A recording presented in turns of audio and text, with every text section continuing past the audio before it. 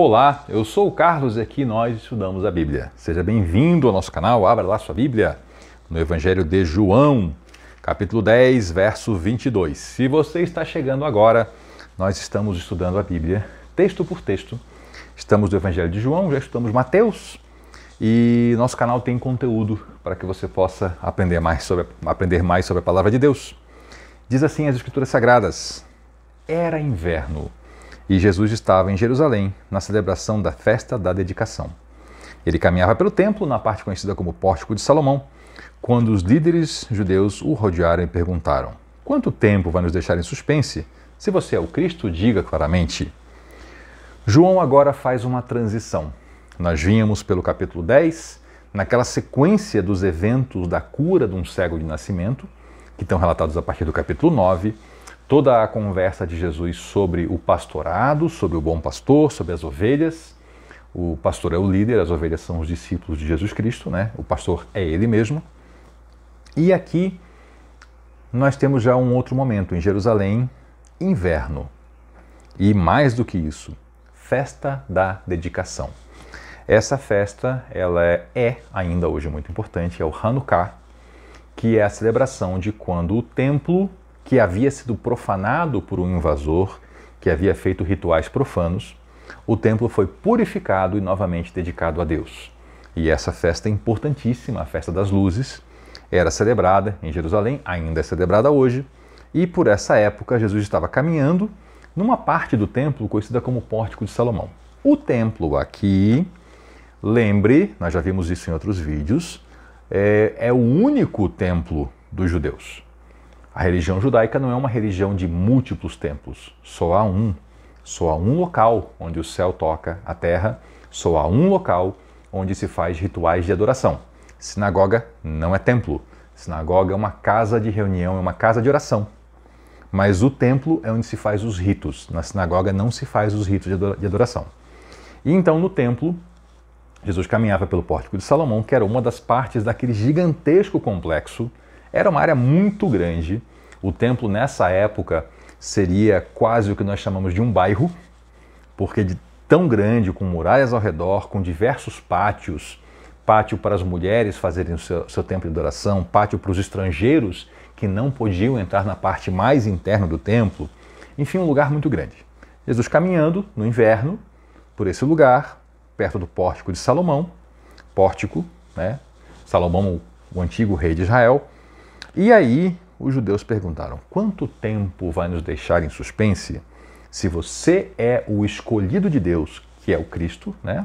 Diga-nos claramente. Porque eles achavam que tudo o que Jesus tinha feito até então não respondia a essa pergunta. E ele falou: eu já lhes disse e vocês não creram em mim. E realmente ele disse, explicou, demonstrou, provou, realizou sinais. Ele falou: a prova são as obras que eu realizo em nome do meu Pai. Ele claramente demonstrou a sua divindade. Ele claramente demonstrou o seu caráter messiânico, que ele era o Cristo. Mas vocês não creem em mim porque não são minhas ovelhas. Aqui, novamente, a importância de ser discípulo. Se você está na multidão, que é aquele monte de gente que rodeia Jesus, que ora está com ele, que ora não está, que ouve um pouco do conteúdo e não ouve outro tanto, é muito fácil você se perder e ser enganado, inclusive. Ser enganado pelos próprios pensamentos, pelas próprias experiências passadas da sua vida, ao longo da sua existência, que lhe dão uma indicação errada sobre Jesus Cristo. É fácil você ser enganado por outras pessoas, por histórias que você julga verdadeiras. Mas se você é discípulo de Jesus, se você é ovelha dele, se você é um dos que leem esse texto sagrado buscando compreendê-lo, que ora, que pratica aquilo que lê, então você tem discernimento. Você vai ouvir coisas de pessoas diferentes, talvez de você mesmo, da sua memória, e vai discernir o que ali tem a ver com o caminho de Cristo e o que não tem a ver. E ele fala que esses aqui, eles não discerniram, porque não eram discípulos, eles não eram ovelhas de Jesus Cristo. E no texto sagrado nós percebemos que muitas ovelhas de Jesus já eram ovelhas dele antes de conhecê-lo pessoalmente. Por quê? Porque creram na Bíblia, que na época era só o Antigo Testamento. Creram no que foi prometido. Eles só precisavam se encontrar com o Messias, mas eles já acreditavam, eles já tinham a fé, a crença correta, porque tinham o conhecimento correto. Então é por isso que ele fala que esses aqui não são suas ovelhas. Por quê? Porque eles não acreditavam, não praticavam as coisas que estão aqui na Bíblia. Por exemplo, os saduceus desprezavam tudo do Antigo Testamento que não estava nos 5 primeiros livros. Outros tantos que pegavam textos e distorciam para facilitar a sua ganância. Então, ele deixa muito claro, é necessário ser ovelha para poder discernir isso, para poder entender. Minhas ovelhas ouvem minha voz e eu as dou a vida eterna e elas nunca morrerão. Esse aqui é o significado de vida eterna. Nunca morrer. Não a morte dessa vida, mas a morte permanente. Não experimentarão a morte permanente, não experimentarão a destruição eterna. Terão vida eterna. Ninguém pode arrancá-las da minha mão, pois meu Pai as deu a mim, e Ele é mais poderoso que todos. Ou seja, ninguém pode provocar sobre um discípulo de Jesus a morte eterna. Um discípulo de Jesus pode até mesmo ser assassinado, pode ser martirizado, mas não pode ser arrancado da mão de Jesus. Quando um discípulo de Jesus é assassinado, ele vai direto para os braços de Jesus. Ninguém pode arrancar alguém de Jesus Cristo. Ninguém pode arrancá-la da mão de meu Pai. Eu e o Pai somos um. Esse conteúdo é essencial à fé cristã. Há grupos de pessoas que têm uma tentativa de se aproximar de Jesus, mas com algumas ressalvas, entre elas que ele e o Pai não são um só. Ele disse claramente, nós não podemos desprezar as Escrituras. Ele falou, eu e o Pai somos um. Mais uma vez, os líderes judeus pegaram em pedras para atirar nele. E Jesus falou, por orientação do meu Pai, eu fiz muitas boas obras. Por qual delas vocês querem me apedrejar? Porque o apedrejamento era o resultado de um processo em que se levava um bandido, um criminoso, a uma execução pública por apedrejamento. Então ele falou, ok, eu fiz um monte de obras da parte do meu Pai, vocês vão me apedrejar por qual delas? Porque crime ele não cometeu. E falaram eles, olha, não vamos apedrejá-lo por nenhuma boa obra, mas por blasfêmia. Blasfêmia é ofensa ao sagrado. Você é um simples homem e afirma que é Deus, porque ele acabou de dizer, eu e o Pai somos um. Aí ele traz aqui um texto lá dos Salmos, que eu vou lhe explicar para que você não cometa erro como eu já vi cometerem. As próprias Escrituras afirmam que Deus disse a certos líderes do povo, eu disse, vocês são deuses. E Deus disse isso mesmo, tá? Está lá no Salmo. Você encontra lá Deus dizendo aos seres humanos, vocês são deuses. E vocês sabem que as Escrituras não podem ser alteradas nem anuladas, portanto, aqueles que receberam a mensagem de Deus foram chamados de deuses por Deus. Por que vocês acham blasfêmia eu dizer que sou filho de Deus? Afinal, o Pai me consagrou e me enviou ao mundo. Eu já vi gente dizendo assim, viu? Nós somos deuses. E aí errou. Por que errou? Porque a Bíblia não nos dá autorização, em lugar nenhum, para nós dizermos que nós somos deuses. A Bíblia relata que o Pai, o Criador, manifestou em dado momento a expressão aos humanos, vocês são deuses. Então veja a diferença. Uma coisa é o Pai dizer isso, porque ele diz do que ele sabe para quem ele quer dizer. Outra coisa é nós dizermos. Então não saia aí dizendo, eu sou um Deus, porque Deus disse. A Bíblia não me autoriza isso. A Bíblia não me autoriza isso. Ela está relatando que o Criador usou a expressão Elohim, né, Deus, deuses, para os seres humanos. É um relato, não é um mandamento, não é uma autorização. E aí o Senhor falou, bom, se a Bíblia diz isso, por que vocês querem me matar por eu dizer que sou filho de Deus? Ainda mais que Deus me consagrou para essa obra e me enviou ao mundo. Bom, não creiam em mim se eu não faço as obras de Deus. Simples, é coerência. Coerência entre a crença e as ações.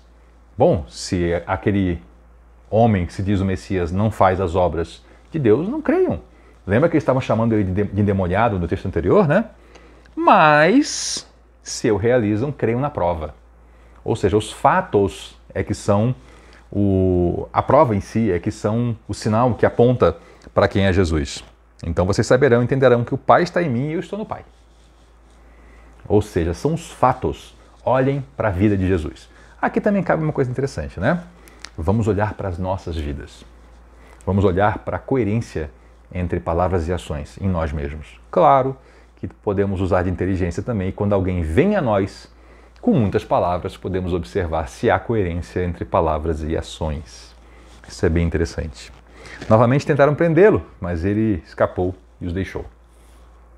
Foi para o outro lado do Jordão, perto do lugar onde João batizava no início, e ficou ali por algum tempo. Jerusalém é na porção mais ao sul de Israel.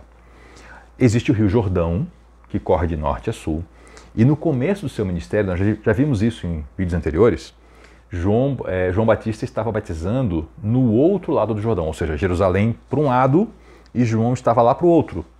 E Jesus foi para aquela região lá que nós vimos no começo do Evangelho de João. Ele atravessou, ele foi para um lugar mais afastado, para um lugar menor, para um lugar mais retirado, para um lugar mais desértico e não como aquela grande cidade de Jerusalém, a cidade mais importante do mundo, era, e eu creio que continua sendo. E não, ele foi para um lugar mais retirado, porque não era ainda a hora de ele entregar a sua vida voluntariamente conforme ele anunciou. E aí muitos seguiram Jesus, muita gente foi com ele. E eles comentavam entre si, olha, João não fez milagre, João não realizou sinais. Porque lembrem que aqui milagre é sinal, né? Apontando para a divindade de Cristo. Mas tudo o que ele disse a respeito desse homem, Jesus, se cumpriu. E muitos ali creram em Jesus, porque eles já tinham o testemunho de João Batista e eles viram as coisas se cumprindo em Jesus. Então, daí vem a fé. A fé vem observando os fatos, observando a realidade e tendo entendimento. Você está percebendo como nas Escrituras a fé ela está muito longe daquela ideia talvez mística que nós vemos nos dias de hoje, de fé ser quase que uma energia interior que a pessoa tem. Mas aqui fé, ela é um seguir Jesus, um acompanhar Jesus, um caminhar com Ele. Isso é a fé. Está vendo a diferença? Né? Fé não... A gente hoje ouve falar em fé como uma coisa assim, realmente mais ligada talvez ao lado místico do ser humano. Só que na Bíblia a gente vê a fé ligada ao lado prático do ser humano. Vê muito forte isso, a fé no caminhar, no dia a dia, no agir, no observar coisas que estão acontecendo, isso então gerar fé. Isso é interessante para a nossa meditação, né? Isso é interessante para a nossa prática de vida. Aproveite que você veio até aqui, está gostando do conteúdo, deixe o seu joinha, se inscreva, ative o sininho, isso é muito importante, senão você não recebe vídeos novos. Já reclamaram comigo, Carlos, você não faz mais vídeo novo, e eu faço. Se você me acompanha, você sabe que estão saindo 2 a 3 vídeos por semana. E aí o que faltou? Ativar o sininho. Aí a pessoa não recebe e acha que eu que não mando mais vídeo. Comente a sua experiência com a Bíblia, compartilhe esse material com outras pessoas que podem ter proveito e dê uma geral no nosso canal para conhecer mais material. Se você está chegando agora, não chegou lá no começo, dê uma geral. Tem bastante conteúdo para você aprender a Bíblia. E leia a Bíblia. Isso é muito importante. Leia a sua própria Bíblia.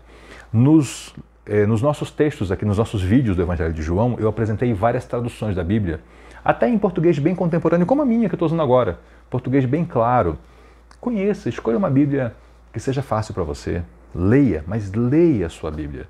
Não fique apenas com o conteúdo que eu lhe passo, não fique apenas com o conteúdo que outros lhe passam. Tenha a sua caminhada com Jesus. Não seja meu seguidor, seja seguidor de Jesus Cristo. Seja junto comigo um seguidor de Jesus Cristo. Vamos nós juntos caminhar com Ele. Vamos nós juntos olhar para a Bíblia Sagrada, ler, interpretar e viver. Esse é o caminho de Cristo. Muito obrigado por nos acompanhar até aqui. Eu sou o Carlos e aqui nós estudamos a Bíblia. Até a próxima.